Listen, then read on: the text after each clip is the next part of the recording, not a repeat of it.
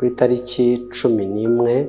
zishyira 12 ubwo ingabo zari zivuye mu majyaruguru zije kuvuna no gutera ingabo mu bitugu batayo ya gatatu yari iri ahangaha.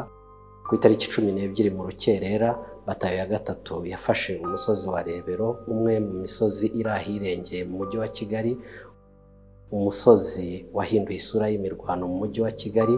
aho wafashije cyane cyane ingabo za RPA gucecekesha zimwe mu mbunda mu yindi misozi igaragara mu mujyi wa Kigali nka Kigali n'ahandi hatandukanye, ndetse ifatwa ry'uyu musozi rikaba ryarafashije cyane mu bikorwa by'ubutabazi no kurokora abahigwaga cyane cyane mu bice bya za Nyamirambo,